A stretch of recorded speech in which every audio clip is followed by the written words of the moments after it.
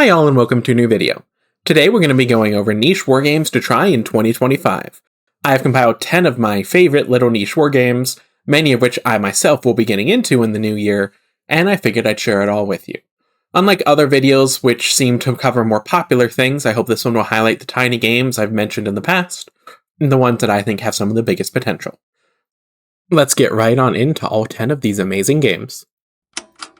Up first, we have Saga Age of Chivalry, a new entry to the Saga game systems focusing on the era of around the War of the Roses. Saga is a solid rule set and activation system that has been slowly winning me over the more I've played it. It is a miniatures agnostic game, with some miniatures made by Gripping Beast that are technically official, but I also recommend checking out Victrix and Wargames Atlantic.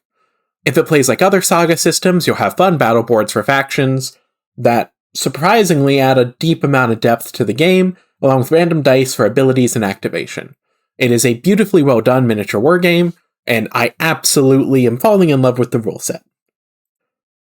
If the War of the Roses is not your time period of choice, they also have a great Viking era and Age of Crusades, Age of Mythology type, Age of Magic I believe is one of the others. They have a lot of historical settings or ages or fantasy ages, and I do think the rule system on its own is good enough to check out, as all of them use the same base system.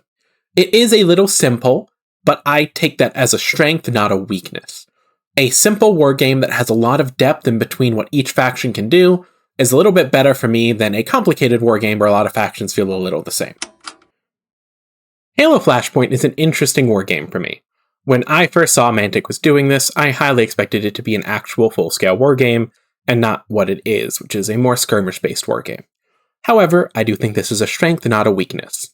If you have friends who love playing video games with you, including Halo-like games or Halo itself, they've wanted to get into miniature wargaming, so this is a perfect entryway. Giving heavy vibes of just the multiplayer online battles of the Halo series, and ridiculously simple movement and shooting rules that anyone can pick up with just a quick read through the rules, while also giving you in-depth things like picking up weapons on the field, and pretty much replicating that feel of playing an online PvP match, Halo Flashpoint is a great game. While, like I said, it is not the game I want, I still cannot argue that it is amazing. With Wave 2 coming out next year in 2025, bringing in more force-building rules, more minis, and just more options in general, I'm hoping that with this game's success, we get an actual full-scale Halo miniature wargame. But one can really just hope for that. Dropfleet Commander just had a recent rules update, a new edition of an already extremely solid game, and one of the better rule sets I have read for ship versus ship combat. If you want a supported spaceship combat miniatures game, fans of Star Wars Armada or Battlefleet Gothic Armada, this is where to go.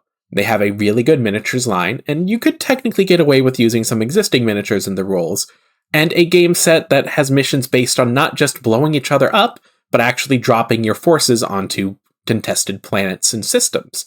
A nice, unique way to play, and something I hope to be covering more in depth in the future once I get the new starter pack. Next up, we have Conflict 47. With a new addition on the horizon, Conflict 47 has a very bright future. They have assembled a large team of wargame veterans, Andy Chambers, William King, Cam Rogers, Roger Garish, and Gav Thorpe, to write the lore and the rules. I already have a fully in-depth video on Conflict 47, but if you enjoy the World War II alternate history with fun little bits of sci-fi here and there, it is a really good rule set.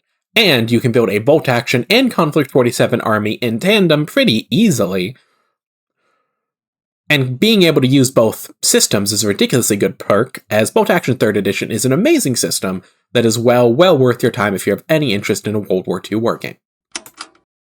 Next up is Midgard Heroic Battles, a miniatures agnostic game that is rather new to the scene for me. Midgard aims to create a heroic miniatures game where battles are decided by the heroic deeds you accomplish in the fight.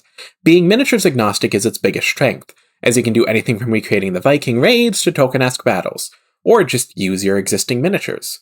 Now, the game is designed to use kind of almost Warhammer Old World / Warhammer Fantasy blocks of infantry, but it is designed in such a way where you can still use circle bases to it. They have an entire thing on their website on how to make the square base types they use. I highly recommend going to look at it. It allows for a lot of ingenuity and ease of use of using your existing, let's say, Saga forces, which is what I plan to do, to just jump into a larger scale battle game that has a really good and solid rule set. Now, I have only read through these rules once, I have not actually played a game, and I hope to make a full video once I fully play a game of Midgard Heroic Battles, because on paper, everything I read through seems really interesting.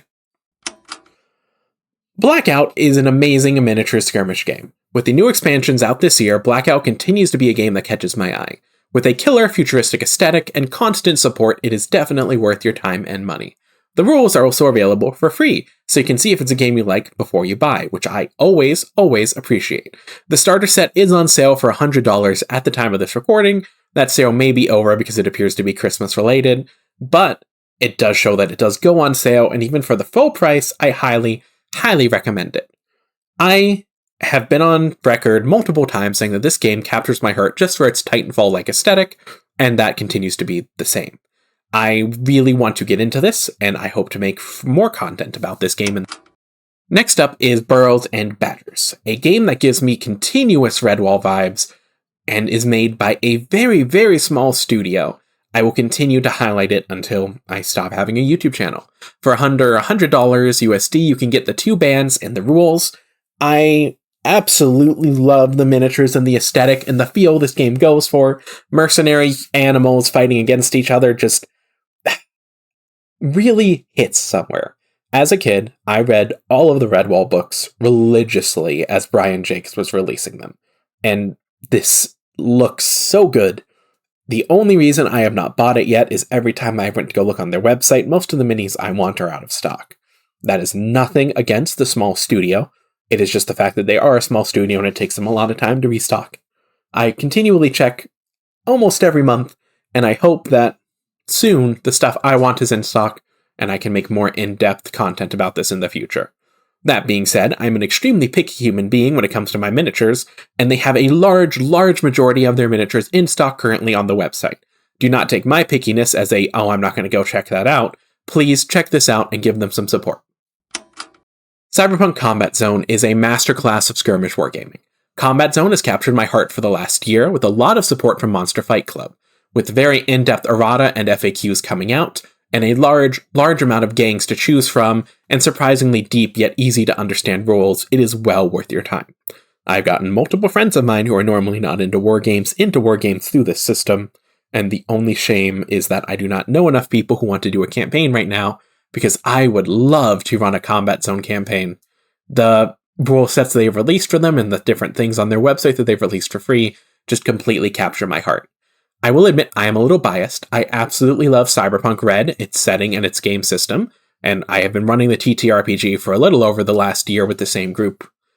So I am pre-done to like Cyberpunk, but still, I highly recommend it for anyone who is on the fence. For a pretty decently priced core set, you get a lot of stuff that can also be used for other systems. Next, stretching the niche category, is Conquest Last Argument of Kings. Clack seems to be a very popular game that continues to impress me. They regularly release army deals for people who want to just buy everything and get right in, and the scale of miniatures to paint seems a lot better than normal. Well, as in, they're bigger scale, so bigger is easier to paint most of the time. I highly love this game, and it is also a game I made an in-depth-ish video on. I plan to get into it, and I would have gotten into it already if not for the fact that nearby there's not a group for me to get into. But that seems to be changing now, as I have multiple people who seem to be willing to get into the game with me. So if all goes well, I will be making more content about this next year. And up last, we have Gangs of Rome, a solid, tiny system that not many people seem to talk about or know about. Gangs of Rome gives a very different vibe than other skirmish games, with rules for mobs of people that can interfere in your fight, and for only 100 USD at full price, it is well worth a try. This game has captured my heart from realizing that you can have a mob of people that, storm over some of your gang members and kill them, or, the public turns against your fight. Just those types of mechanics are interesting and unique, and I don't really see them anywhere. And interesting and unique mechanics are how you win my heart. If you see many of my videos, most of the games I highlighted have a tiny little niche thing that they do that no one else does that I really like. And that is what I enjoy most about wargaming, is games like this that have fun things you didn't think could be done well, but then you read the rules and they're done extremely well and really capture that feel that you wanted. I hope you enjoyed the video today. I know it was a little short, but I decided to go into fast talk mode for it, and hopefully that didn't lose any of you. This is more just a nice little highlight for me to show you everything that is interesting me in the next year, and hopefully interests you as well. Thank you all for this amazing year on YouTube. I already have all of January and February videos planned out, so if all goes well, you'll be seeing a lot more of me in the next 2 months. Thank you everyone for your love and support, and have a wonderful weekend and an amazing new year. I'll see you all next week.